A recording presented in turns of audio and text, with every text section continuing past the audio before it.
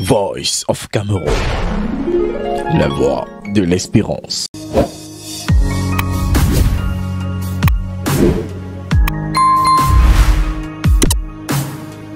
38 années de développement et de succès sous la bannière du Rassemblement démocratique du peuple camerounais RDPC à Tonga. Au son du folklore local, hommage a été rendu à Paul Biya, initiateur de ce projet politique en lequel a cru Jean-Claude Feuteux, son fidèle lieutenant sur cette terre et champion toute catégorie du politiquement correct ici en Tonga. C'est à travers les actions multiformes de ce parlementaire au profit de son arrondissement que s'exprime une part de l'engagement socio-économique du RDPC, formation politique pour laquelle son cœur bat. Je salue ici en tête, sans complaisance aucune, la présence de notre honorable Feuteux Jean-Claude.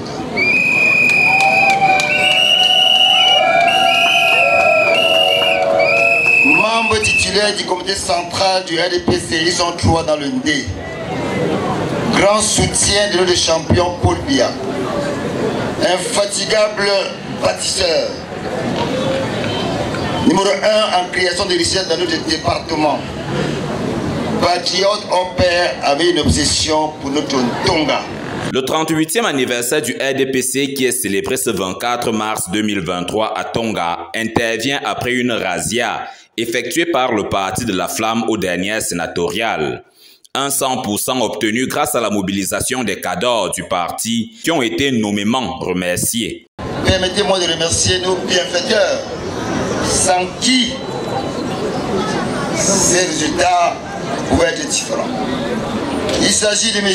Badjanyo Nyapsi Véronèse, Mme Bakabo Dorimen, Mme Nonia Béatrice, M. le maire Jean-Toub Nazaire Brolin, M. Yankam Hervé, qu'on appelle Tani communément. Oui, M. Tchébéchou Guillaume Raphaël, le docteur Nyangam Boumi Victor, directeur général de la Sonatrelle, et le glolo à M. l'honorable Jean-Claude Feuteux. Les yeux du Tonga politique sont maintenant rivés vers 2025. Une élection présidentielle se profile à l'horizon et rappel a été fait aux militants de cette circonscription politique de ne pas cracher dans ce verre qui a depuis toujours étanché leur soif de développement. Nous devons soutenir et continuer à soutenir son Excellence Paul Biya. Vous avez vu les réalisations qui sont faites par le pouvoir ici chez nous. Vous avez vu nos frères du conseil régional qui vient d'être créé. Ils nous apportent de bonnes choses pour nos populations. Vous avez vu l'apport des élites intérieures et extérieures, que ce soit au niveau individuel ou collectif.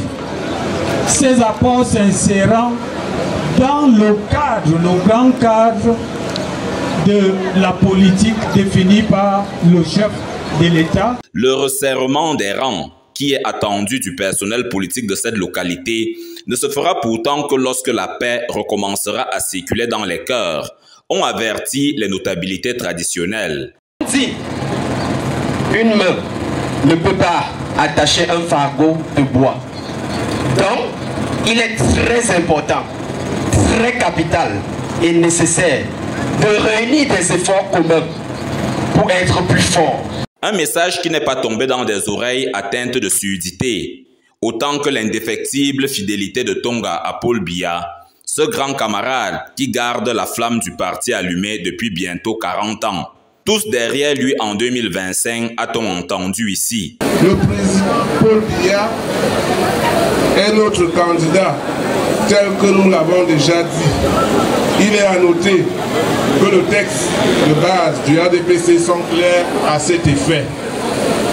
Le président national est le candidat naturel aux élections présidentielles.